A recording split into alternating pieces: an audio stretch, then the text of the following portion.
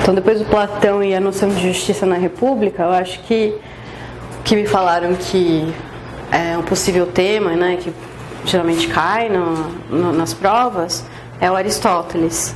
E principalmente a Ética Nicômaco, que é também um dos textos principais do Aristóteles. Ele tem outros textos sobre ética, mas esse é o principal, é o mais estudado. E nele a noção de justiça também aparece, só que a pergunta vai ser diferente, vai ser trabalhada um pouco de outra forma também. O Aristóteles, ele não escreveu em diálogos, ele escreve mais em tratado mesmo, né, em um texto um pouco mais até familiar para a gente, né, em filosofia, em direito.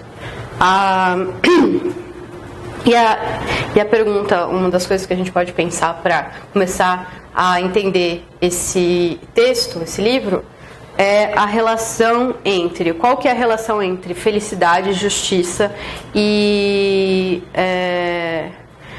felicidade, virtude e justiça, na verdade. Então, qual é a relação entre esses três conceitos?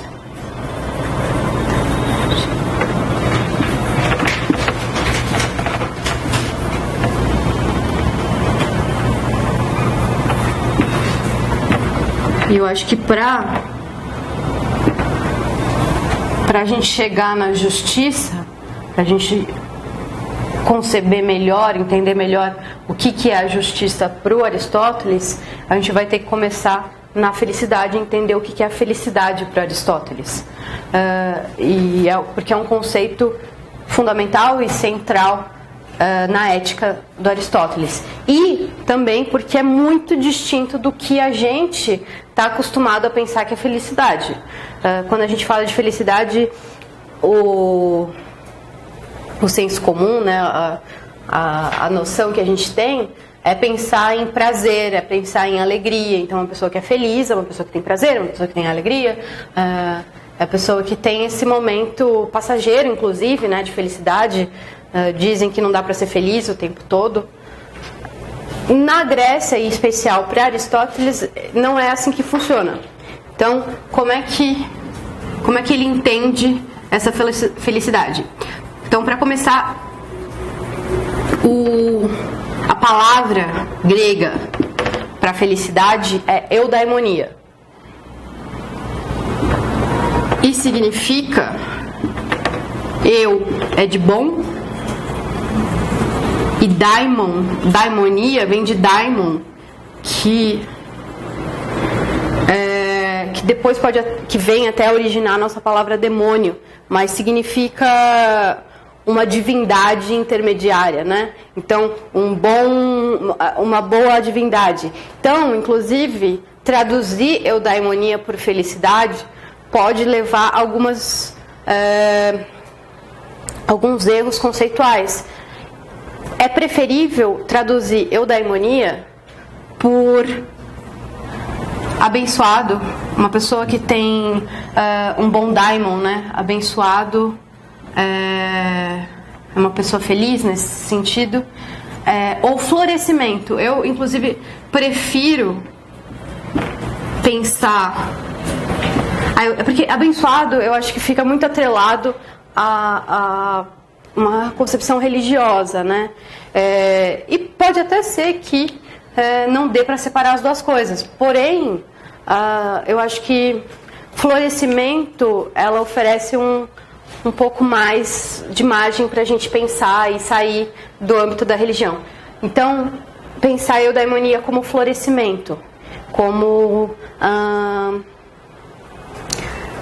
E eu acho bonito porque fica essa ideia de uma vida feliz, é uma vida que atingiu tudo que ela poderia ser. Assim como o ciclo de uma flor que sai da semente e vira e floresce, e vem do botão, abre e morre, assim é uma vida feliz do ser humano também. É a vida que fez todas as etapas e cumpriu o seu florescimento. Tanto que curioso que nessa noção de felicidade por Aristóteles, ele vai falar que uma criança nunca é feliz.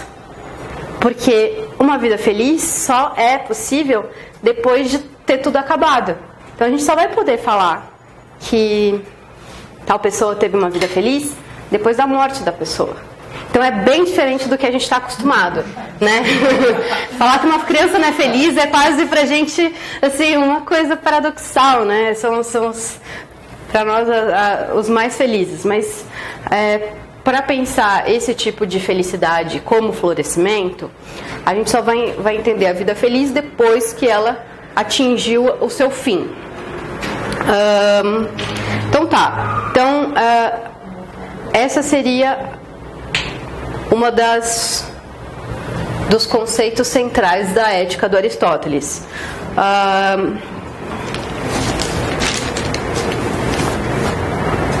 E alguém que segue, que tem uma vida abençoada, que tem uma vida eudaimônica, é alguém que as pessoas virtuosas admiram e que querem ter uma vida semelhante. Então, e aí a gente vai pensar, será que se alguém é famoso ou é rico, ele é feliz nessa concepção? Ela é uma vida que deve ser admirada, a vida de uma pessoa rica, a vida de uma pessoa famosa? Por Aristóteles não, né? Por Aristóteles ele vai achar que se você acha que o dinheiro vai fazer você feliz, você está cometendo um erro crasso, um erro grotesco de confundir o meio com o fim. O dinheiro não traz felicidade porque o dinheiro é, no máximo, no melhor das hipóteses, uma forma de talvez atingir a felicidade. Quer dizer, no máximo, no melhor das hipóteses, ele pode ser isso. Ele não é o fim de nada. Ele não é o objetivo da minha vida. O objetivo da minha vida não faz sentido ser dinheiro. O dinheiro não é o objetivo de nada. No máximo, ele é um meio para conseguir algo. Certo? E o Aristóteles fala, não é possível, a eudaimonia, a felicidade, ela é o fim último do ser humano. Não há nada além dela que deve ser buscado por si só. Ela é o objetivo final, ela é o propósito de vida do ser humano. Ela é o telos. Telos é uma palavra grega para dizer propósito, para dizer fim, para dizer objetivo. E é daí que vem a nossa palavra também teleológica, não teológica, teleológica, né? Que é uma espécie de raciocínio que pensa o objetivo das coisas, né? Então, e a visão de mundo do Aristóteles, a visão do universo de Aristóteles, ela é completamente teleológica. Ele achava que tudo tinha um propósito. O propósito de uma pedra é cair. O propósito de uma flor é florescer. O propósito do olho é ver. O propósito da boca é comer. E, como tudo tem um propósito, o homem também tem um propósito, né? O ser humano também tem um propósito. E o propósito do ser humano é ter uma vida eudaimônica, é ter uma vida abençoada, é ter uma vida que o florescimento aconteceu. E que nesse sentido, por isso que as pessoas virtuosas vão admirar, porque é justamente aquilo que o homem foi como é que fala? Foi designado a fazer, né? Aquilo, porque, por exemplo, imagina um navio que foi pensado para navegar, só que nunca sai, só que nunca entra na água. Para Aristóteles, esse navio ele não floresceu, ele não teve o objetivo o objetivo dele não foi cumprido. E a mesma coisa para o florescimento, pro telos do ser humano. Eu vou ter algo que eu preciso fazer, que eu preciso que seja o meu objetivo a ser cumprido enquanto ser humano. Se eu não alcanço esse objetivo, para que eu existo?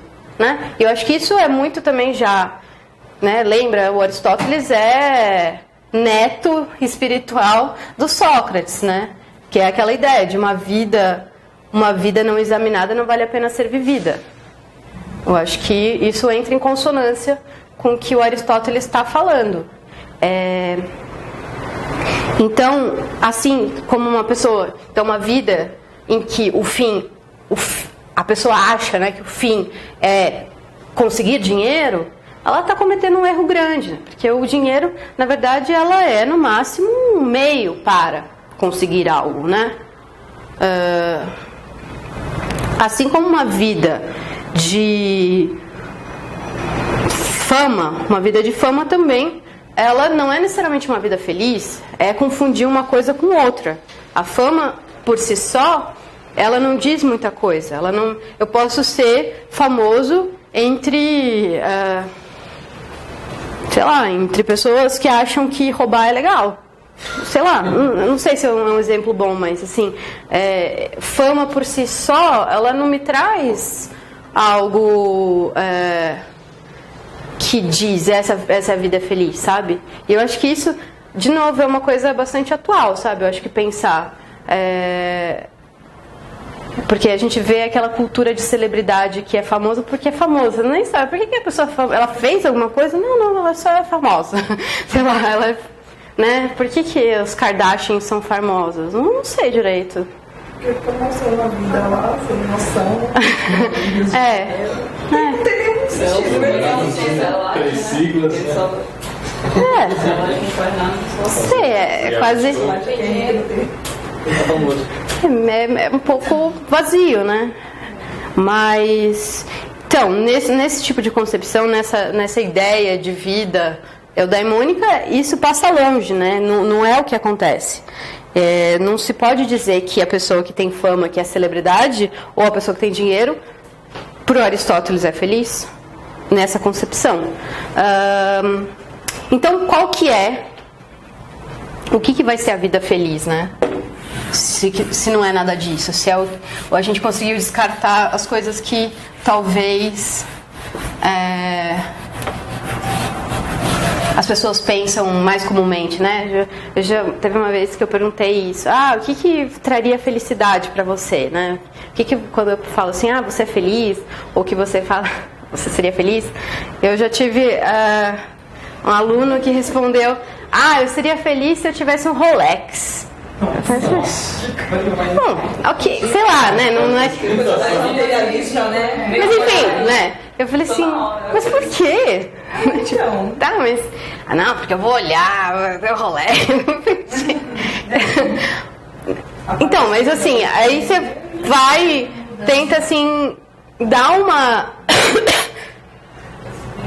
uma cavucada ali, uma aprofundada, quer dizer, talvez você queira um carro X, porque aí você vai ser visto como uma pessoa Y, porque daí, quer dizer, você vai percebendo que as coisas que as pessoas acham que elas vão ser felizes é porque são, na verdade, um meio. E o Aristóteles fala, a felicidade não é nunca um meio, ela é o fim último.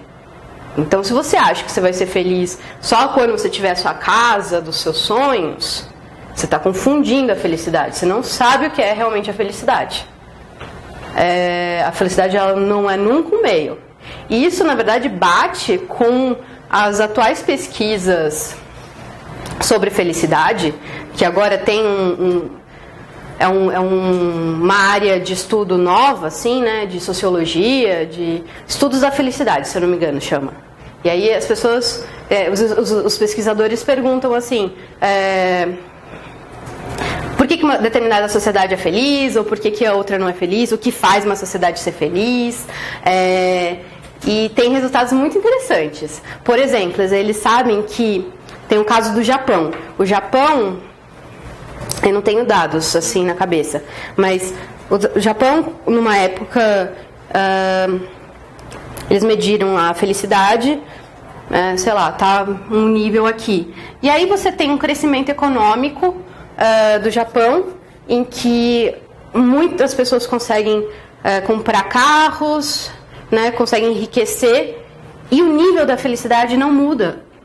Porque poderia se pensar que com o crescimento econômico haveria um crescimento da felicidade.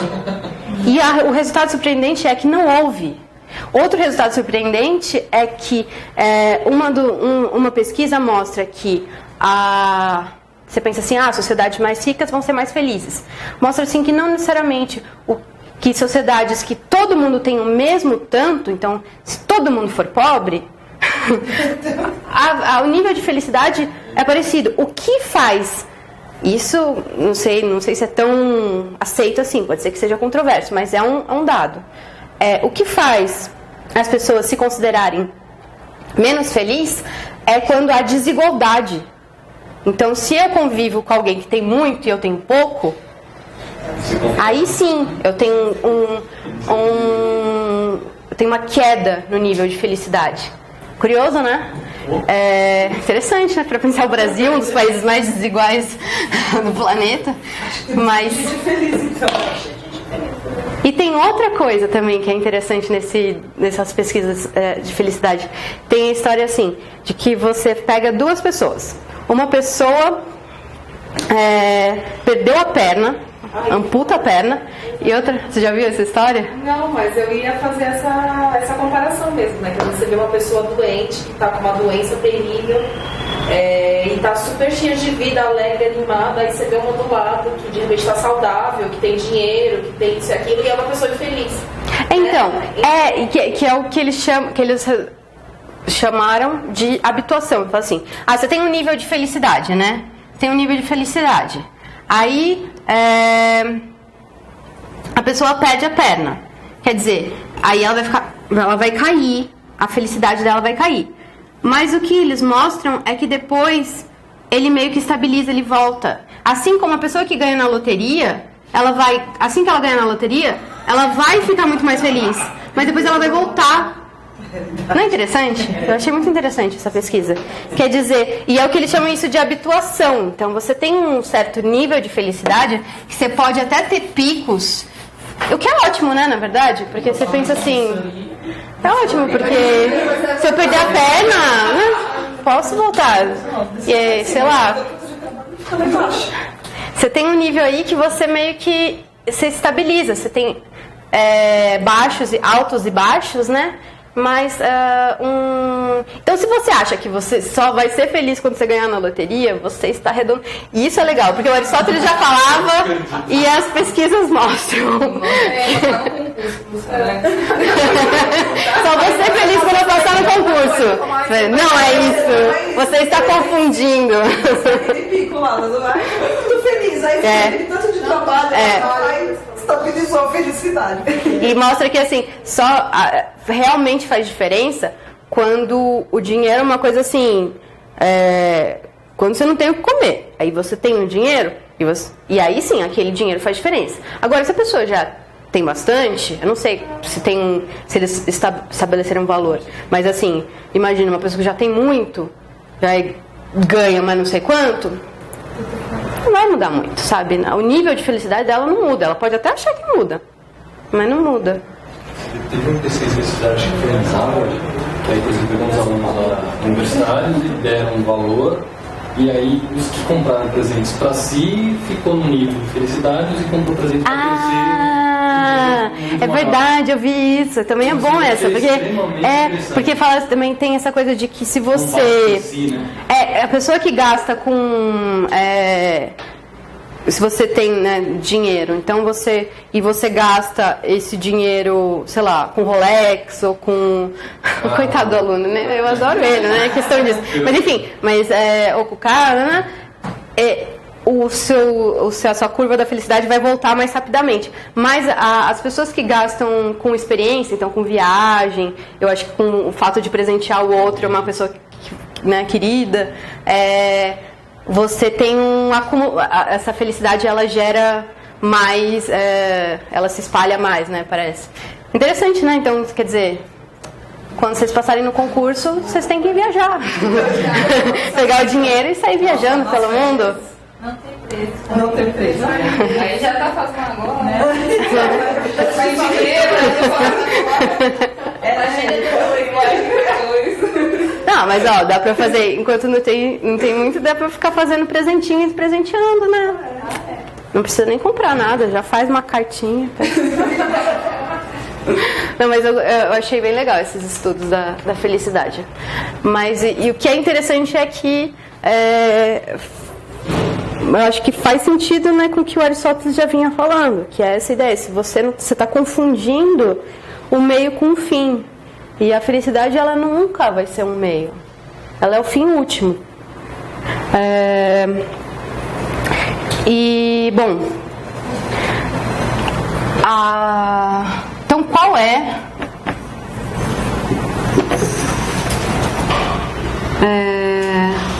a verdadeira vida feliz? Se não é a vida da fama, se não é a vida do rico.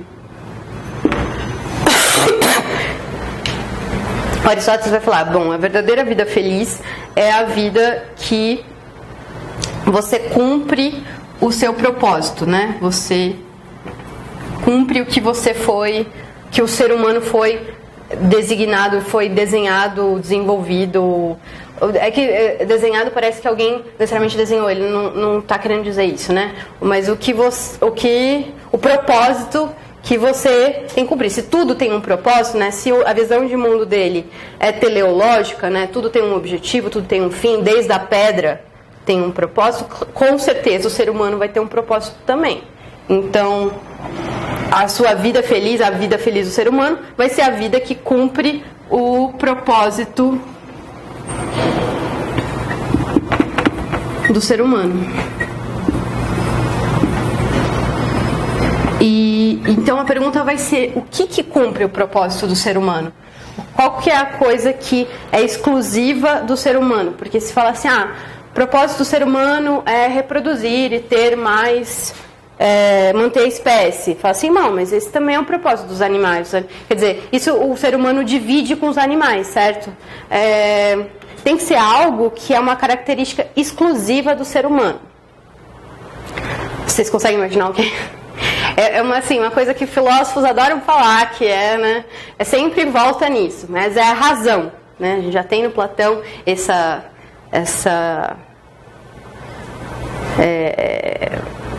esse elogio da razão. Agora, de novo, no Aristóteles, a característica exclusiva do ser humano,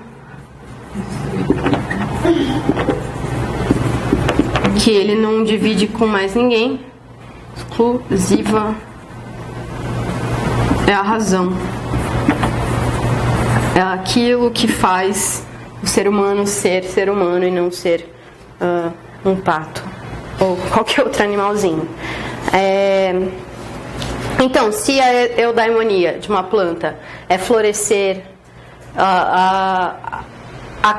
a vida eudaimônica, a vida abençoada, a vida feliz, a vida florescida do ser humano, é a vida da razão. É uma vida racional. É uma vida em que exercemos a capacidade de pensar, a capacidade de raciocinar.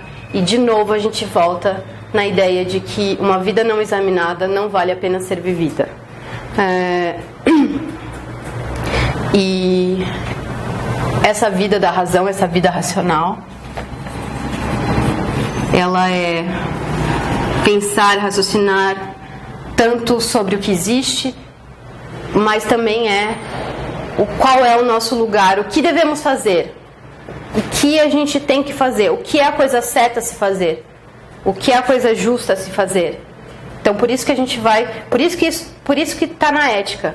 Por isso que faz tanto sentido falar de felicidade na ética, né, do Aristóteles.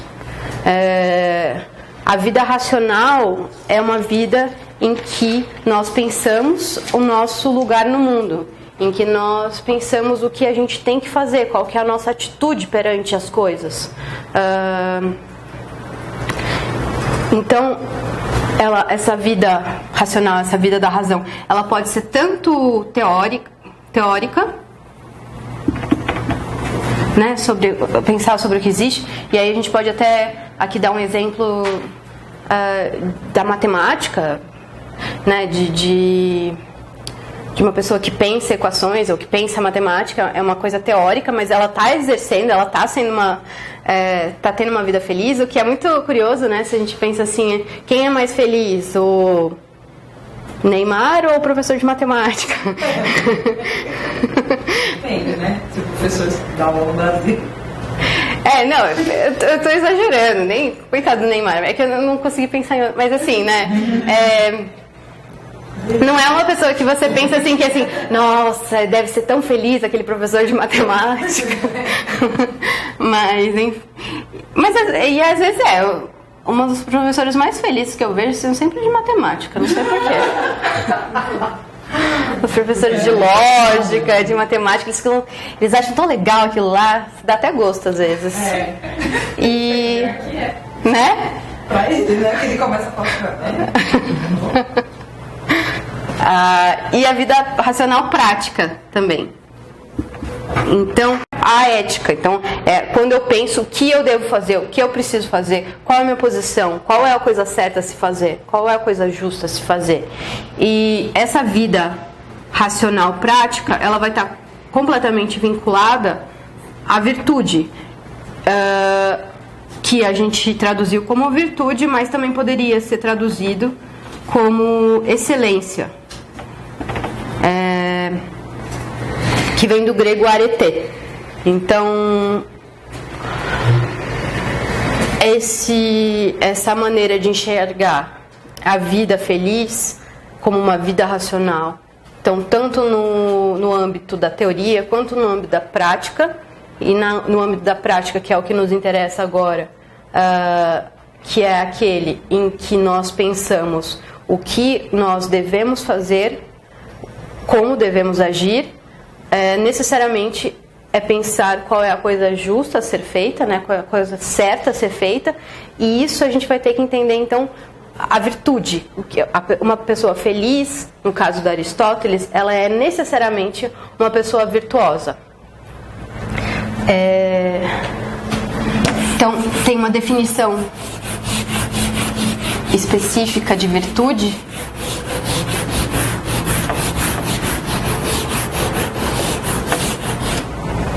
que é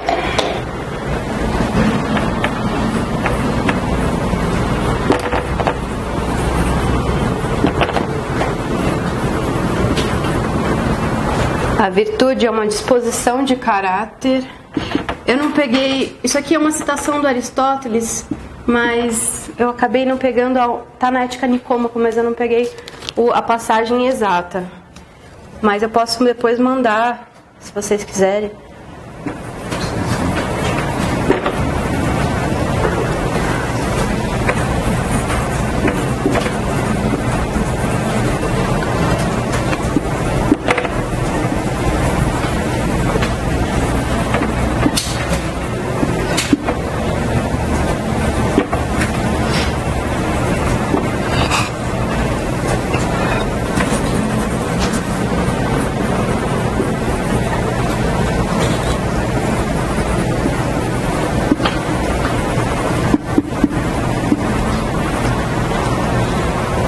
Virtude é uma disposição de caráter relacionada à escolha de ações e emoções consistentes em um meio termo determinado pela razão. Então as palavras-chave são virtude, disposição de caráter, ações e emoções, então ações e reações, meio termo e razão. Então como é que vai ser essa virtude por Aristóteles? Ele vai dizer, a disposição de caráter aqui, o que a gente pode entender? A gente pode entender isso aqui como alma. o movimento da alma, a disposição, a forma como a alma vai escolher agir ou reagir numa determinada situação, ela vai ter que agir ou reagir dentro de um meio termo, ou também o que vai ser chamado de justo meio. E esse justo meio, esse meio termo, ele vai ser determinado pela razão, que é, né, lembrando, a característica exclusiva do ser humano. E a isso, para ficar mais claro, ele dá alguns exemplos. Ele diz o seguinte: quem é uma pessoa virtuosa com relação à comida, por exemplo? Uma pessoa que come muito, que é um guloso, né, um glutão, ou uma pessoa completamente abstêmia, uma pessoa que é extremamente frugal, não come nada, passa fome, é faquir. Ele fala nenhum nem outro, né? O meio termo, o comedido, e come o necessário, come até falar, acabou minha fome. Come ali o arroz integral, o feijão e dispensa o croissant de chocolate, por mais gostoso que ele seja. Então, assim, a gente tem glutão, o abstêmio,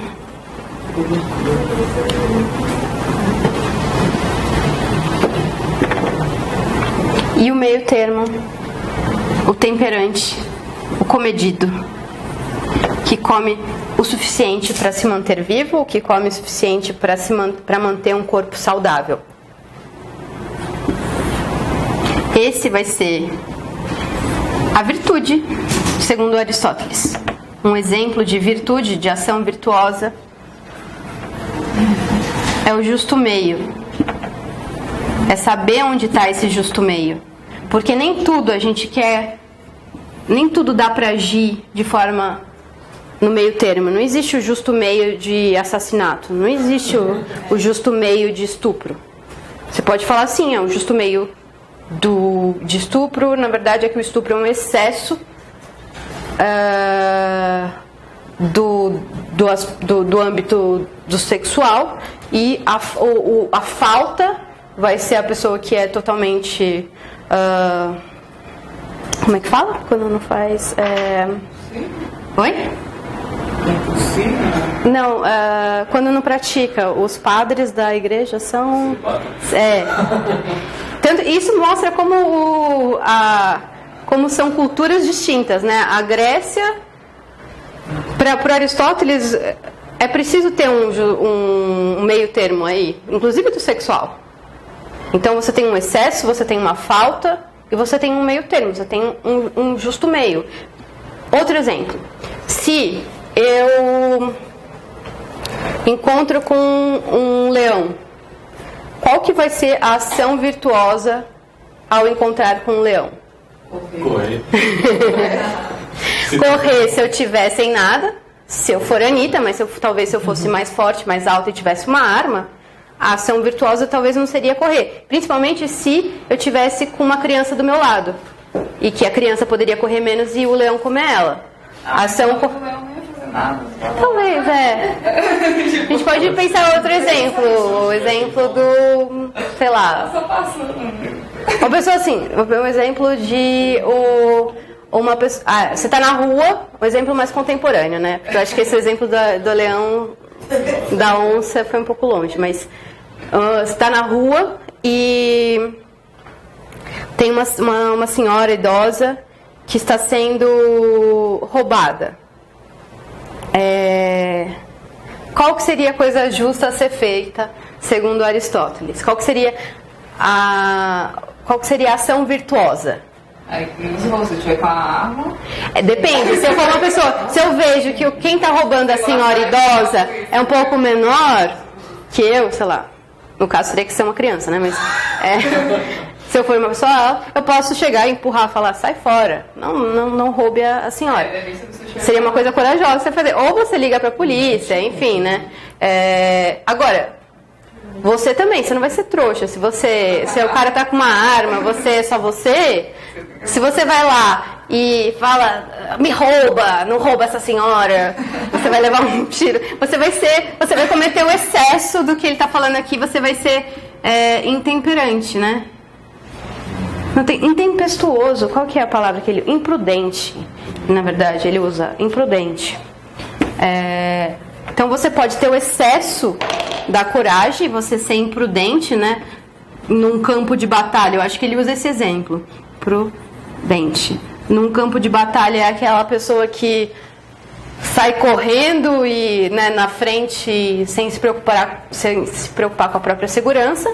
Você tem a falta total disso, que é o covarde, né? Que é a pessoa que vai sair em retirada, ou é a pessoa que, no caso da senhorinha também, ia fingir que não ia ver nada, sei lá.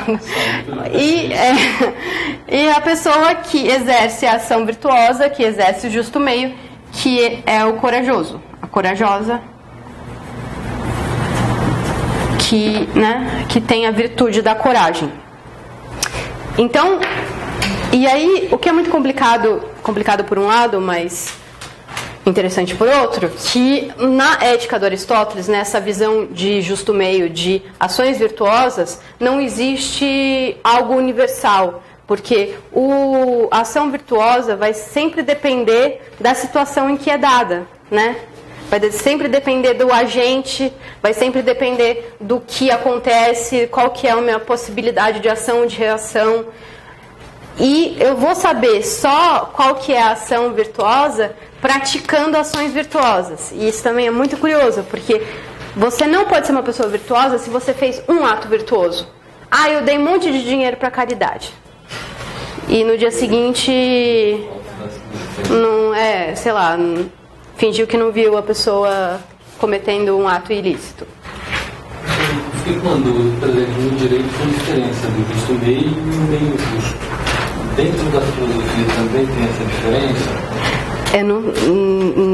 Não que eu saiba. Quer dizer, dentro da filosofia de Aristóteles, não. E também eu não saberia dizer o que é o meio justo. Então, eu não sei. O que é o meio justo? Dentro do direito é o mecanismo que você usa dentro da proporcionalidade. É um mecanismo de ligação. Agora, na filosofia, isso me ficou curioso. Também existe a proporcionalidade. É que no caso do assalto da velhinha, a pessoa não tá sem arma, mas aí você chega com a faca e pra impedir o assalto, pra lá e fura. E você excedeu na... precisaria disso tudo pra impedir que o cara... Você podia dar uma facada. Entendi. É isso. Entendi.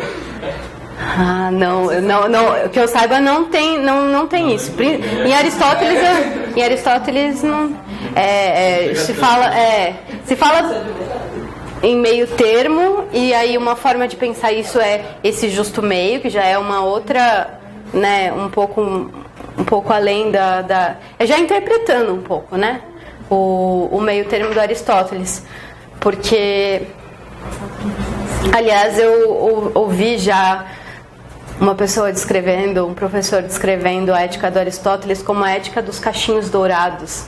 Sabe aquela história dos cachinhos dourados? Que é a história de criança?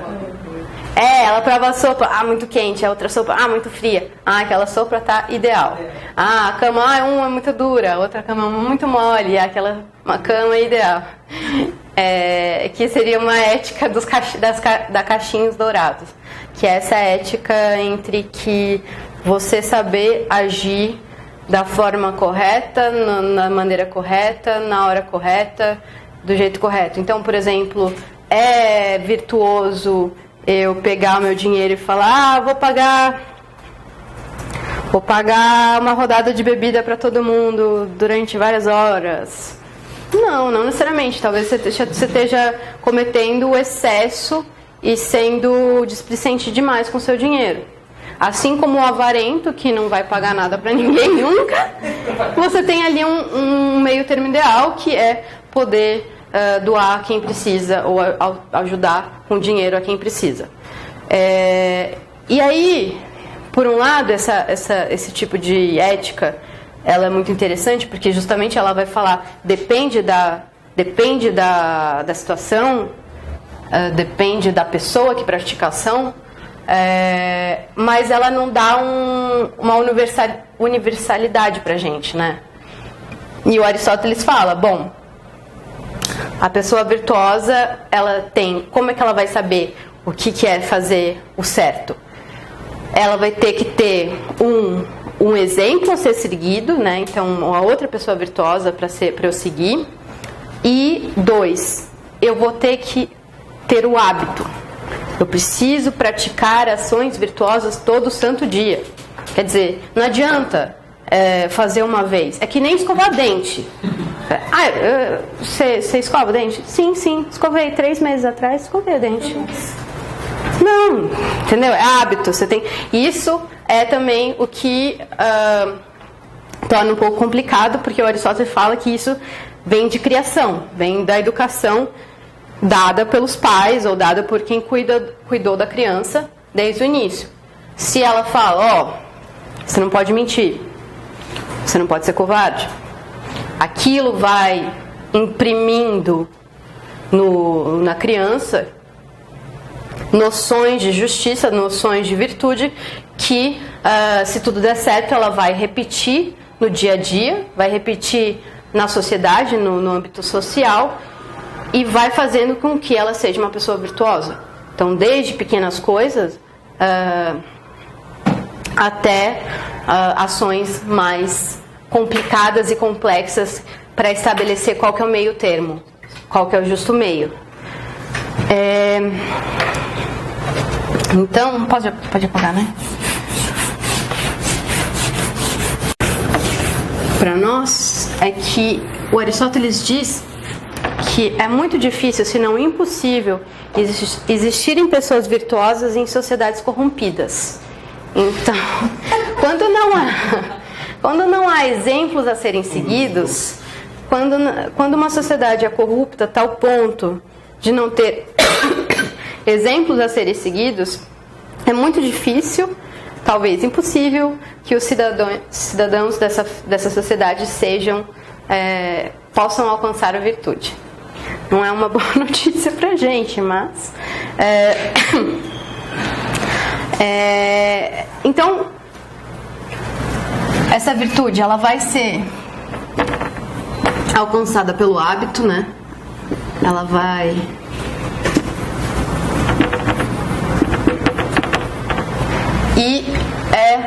o que nos leva também a pensar que ética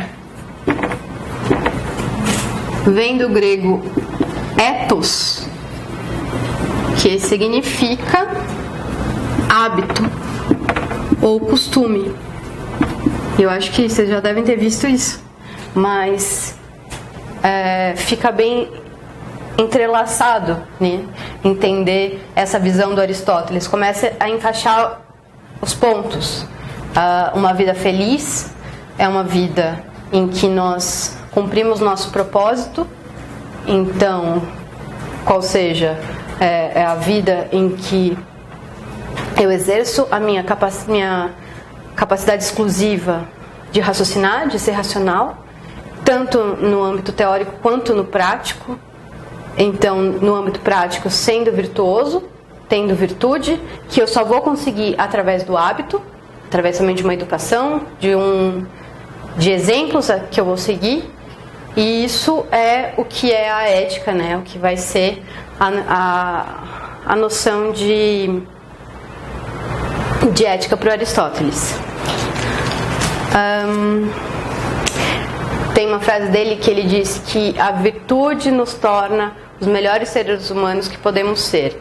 Então é cultivando ela todos os dias, é praticando atos justos, é praticando atos virtuosos / justos todos os dias que eu vou ser o melhor ser humano que eu posso ser. E, portanto, ter uma vida feliz, ter uma vida eudaimônica. A justiça para Aristóteles, então, ela tem principalmente 2 aspectos. A justiça é dar às pessoas o que elas merecem.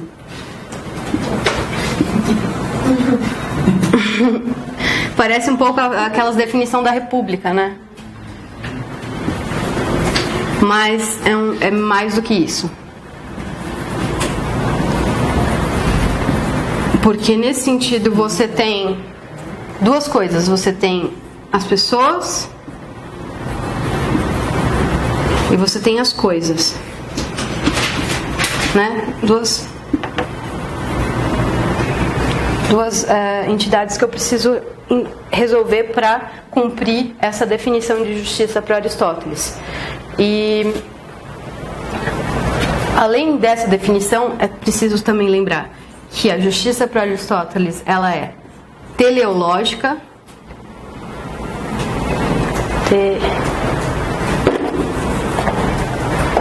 teleológica, quer dizer, ela tem um propósito, ela precisa cumprir objetivos, e ela é honorífica. Ela vai valorizar as virtudes, as excelências de determinada prática. Então, é quase como que esse aspecto honorífico estaria muito mais relacionado também às coisas e a teleológico às pessoas. Quer dizer, eu vou entender que determinadas práticas, determinadas coisas merecem ter virtudes específicas. Um exemplo da flauta. Imagina que eu tenho uma flauta maravilhosa, muito bem feita, melhor flauta que já foi feita. Ou um violino, sabe aqueles violinos Stradivarius, né, que só tem alguns no mundo? Para quem eu devo dar esse violino? Eu tenho uma criança que não tem brinquedo nenhum e ficaria feliz se tivesse alguma coisa para tocar. Eu tenho uma criança que adora violinos e ficaria muito feliz, muito alegre se ela ganhasse aquele violino. E eu tenho uma criança que toca violino excepcionalmente bem, um dos maiores violinistas mirins que eu conheço. Quem deve receber essa flauta? Segundo Aristóteles, a criança que toca melhor. Talvez ela não seja a que vai ficar mais feliz ou alegre, né? Mas se a gente entende que no raciocínio teleológico a flauta foi feita, o violino foi feito para ser tocado e ser tocado bem, ele precisa cumprir esse objetivo, ele precisa cumprir esse propósito, e ele só vai ser cumprido esse propósito quando ele encontra a pessoa cuja a virtude vai ser também estabelecida, vai ser cumprida, né? Então, cuja excelência de tocar violino vai encontrar o violino. Então, é isso que o Aristóteles entende quando ele diz que justiça ela é tanto teleológica quanto honorífica.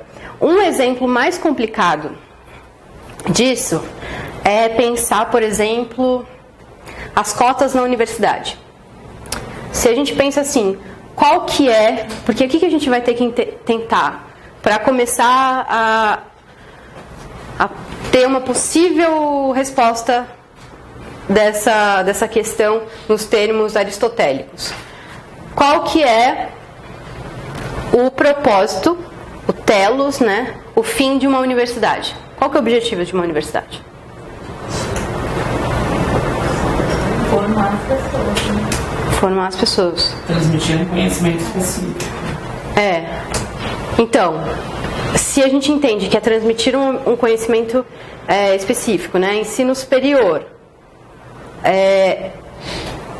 quem que deve ser honrado, sei lá, dentro dessa definição que você disse do conhecimento? Quem já tem um mínimo de conhecimento. Não sei se é o mínimo, mas assim...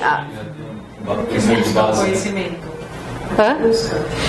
É porque assim, eu estou me baseando um pouco também não sei se vocês já viram, um professor de Harvard que ele dá um curso chama Justiça o nome do curso. Isso, Michael Sandel. É muito bom, né? E ele vai falar do Aristóteles, tem no YouTube tudo. E ele vai falar ele fala de Kant, fala dos utilitaristas e chega em Aristóteles para falar um pouco disso, e ele dá o exemplo das cotas. E o que é muito interessante no exemplo das cotas, porque não é um exemplo que o Aristóteles estava pensando, né? É um exemplo que a gente pega a ética do Aristóteles para pensar um aspecto da nossa sociedade. Mas se a gente entende que a universidade tem como objetivo dar um ensino de ponta, sei lá, um ensino de excelência em engenharia, o que quer que seja, qual que vai ter que ser a virtude honrada se a definição de justiça, se a definição de universidade, se o telos da universidade vai ser esse? Vai ser as pessoas que conseguem passar num crivo, certo? E nesse sentido as cotas não fariam sentido. Agora, se a gente entende que a universidade ela não tem só esse papel na sociedade, que ela tem um objetivo, inclusive, de diminuir desigualdade histórica e social, se ela tem um objetivo social nela, aí sim, a honra, a virtude que eu vou procurar vai ser totalmente contemplada nas cotas. Então vai depender, na verdade, da definição que eu vou dar para a universidade, do telos que eu vou dar para a universidade, né? Então eu acho que isso é interessante esse aspecto da ética do Aristóteles, porque você dá uma profundidade maior para as coisas, né? Quando você vai falar de justiça é dar às pessoas o que elas merecem. Mas isso não diz muito. Mas quando você começa a entender que, na verdade, você precisa pensar qual é o fim das coisas, qual é o objetivo das coisas, qual que é o propósito de tal coisa, e o que eu devo honrar, o que deve ser reconhecido, o que deve ser valorizado nisso, eu começo a ir para um outro lugar, né? Por exemplo, tem uma história que ele conta nos Estados Unidos de um caso real de uma menina que ela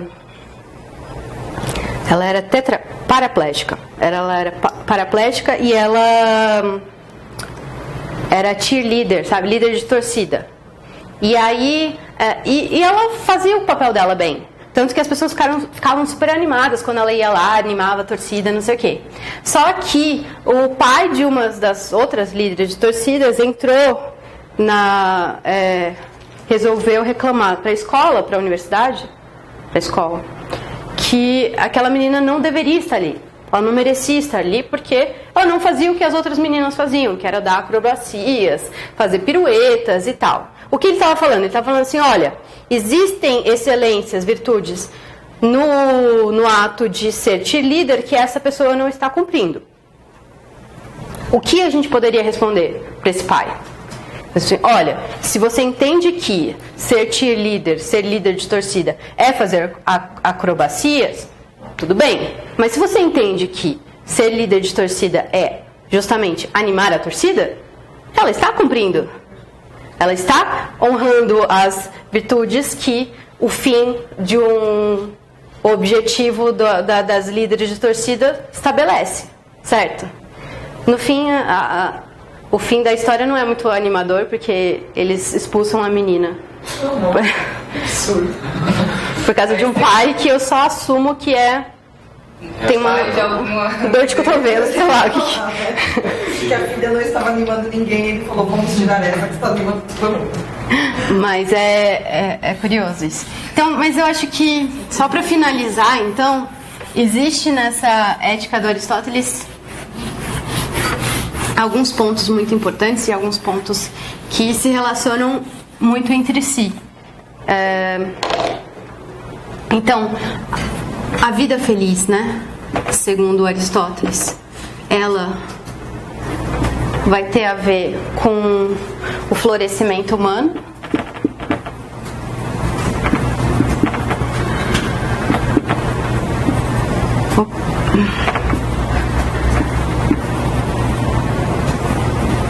que tem necessariamente a ver com a razão, que é a nossa característica exclusiva.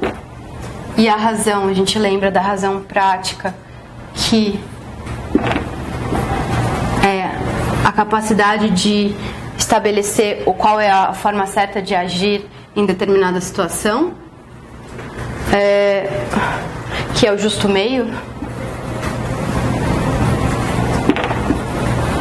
Não sei se é o meio justo.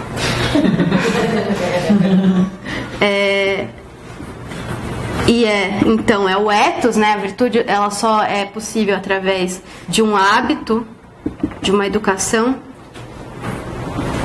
de uma prática diária de ações virtuosas, que estabelece o que é a ética, né? De fato, que é o que é fazer o que é justo, fazer o que é correto, e que vai voltar necessariamente a vida feliz, né? Então, a pessoa que, para Aristóteles, faz o que é justo, que é justa, é uma pessoa que é feliz, é uma pessoa que é virtuosa. Então, essas coisas, elas são extremamente relacionadas e estão ligadas entre si. E eu acho que isso é resumo, mas a partir disso, eu acho que se for ler a Ética Nicômaco, a leitura vai ficar mais tranquila, espero que um pouco mais prazerosa também. Mas é isso que eu pensei em falar para vocês. Não sei se tem ficou alguma coisa muito confusa, alguma dúvida. Estão noções de justiça no... Ah, que bom.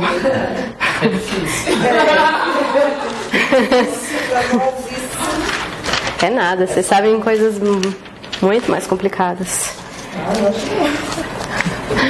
Obrigado pela aula.